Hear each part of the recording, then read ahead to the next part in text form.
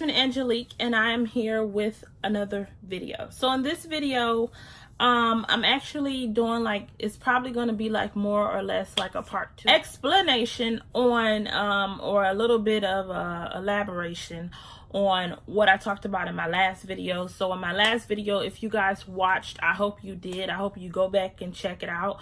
I actually talked about my weight loss journey and how I never was skinny from jump.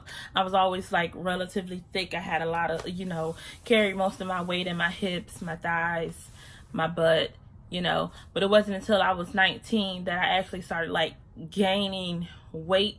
And then, you become less thick and a little bit more fat. So, because I'm going to be as transparent as I possibly can be.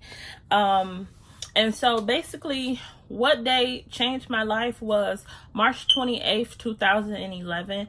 And a lot of my family, most of my close friends know this about me. Not a lot, and like some of my coworkers or whatever, they have heard, I've told the story, or I've told them and let them know, like, yeah, I got, hit by a car. So yes, I said that right. I got hit by a whole car walking across the street. I was enrolled at Wayne State University, and yeah, it was a nice, a wonderful day.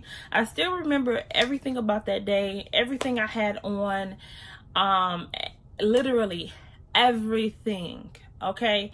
And I remember having to catch the bus because 4 days prior to that, on the 24th, my car actually got stolen from in front of my house.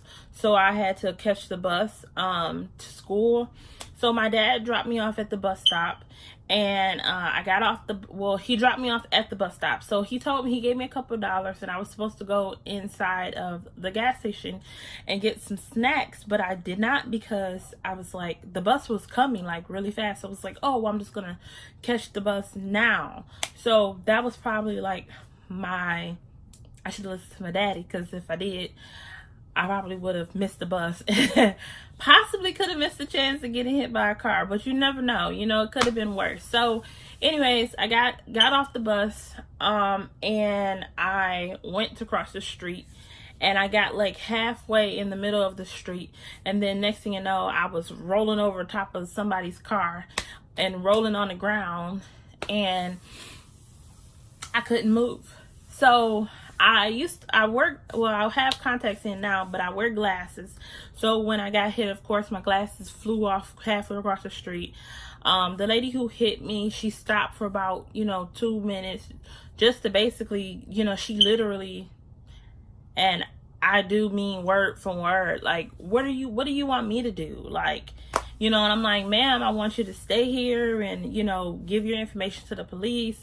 Like, make sure I'm okay. Like, at least, So she was just like, well, I don't have time for this. I got something to do. I got an appointment to go to. And so I was like, oh, okay. Like, all right. So I couldn't stop her. There were some bystanders that was around, but the bystanders did not try to stop her. And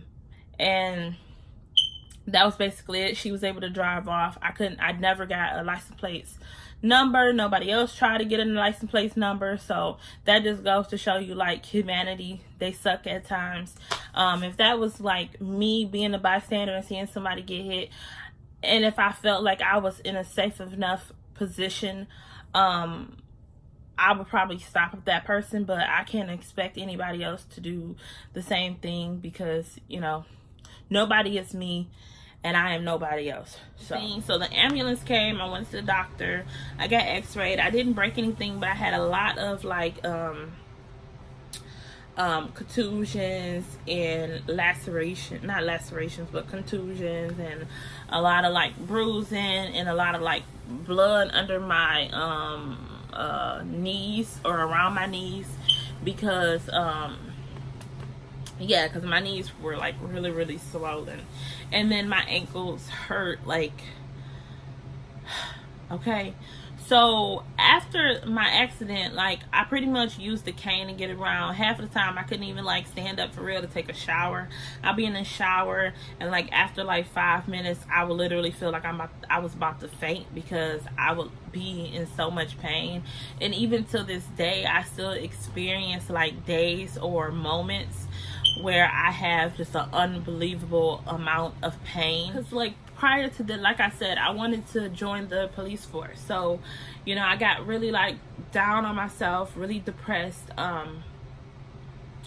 There was many years after my accident that I literally couldn't even tell this story, because I would be sobbing in tears, because I just felt like my life was over. And still, like, I know that because of this accident, like, I probably will never be where I need to be, you know, maybe. And I don't want to say that, but right now I know for a fact that I'm not ready to do the things that I truly want to do, like that I can even do the things that I want to do, like physically, because it's not like I can't, you know, run, or that I can't do sit-ups, or that I can't do, but I do know that when I do like too much physically, I have to sit down. Like, I have to sit down for like a day. Like, the recovery, and how I explain it is like, you know, if you were to go to the police academy, you have to do the same thing every single day, right? And some people are able to like do that. They may be a little sore, but they push through it. Like me, no. Okay, like sometimes I could barely stand up out of my bed. Like, I would stand up and have to sit like right back down. I would have to say a prayer and a Hail Mary, and by no means am I Catholic, right? But I would pray to whoever, okay? And I would be like, please give me the strength to just make it to the bathroom. This is the things that I've experienced throughout my years. So, yes, I will say that I went through, you know, a phase of depression where I gained most of my weight, and I just been able to maintain it. And because all I would do was eat and sleep for like 2 years after my accident. I literally, well, for a whole year, I literally would eat and sleep. And even when I went back to work, I would eat, go to work, sleep, eat, go to work, sleep. I literally did that to where before I knew it, I'm like, I have put on 100 pounds, you know. And then it wasn't until, you know, I went to the doctor that I'm like, dang, I put on 100 pounds plus 30. And I was devastated, because I'm like, what have my life, what did I do, you know? So a lot of it came from depression. I still feel like, you know, at times I still feel depressed. That feeling of not feeling wanted, I feel like a lot of times, like, because of not being able to get what I want, I feel like that's my biggest contributor when it comes to like when I have moments of depression. And I'm finally like at a really good place, okay?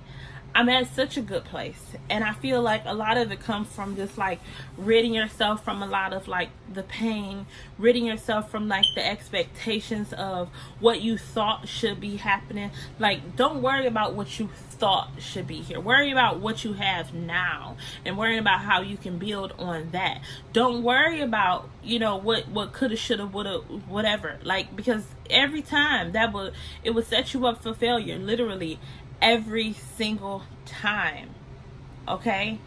And now, you know, after 8 years, I'm finally at a moment where I can let go of that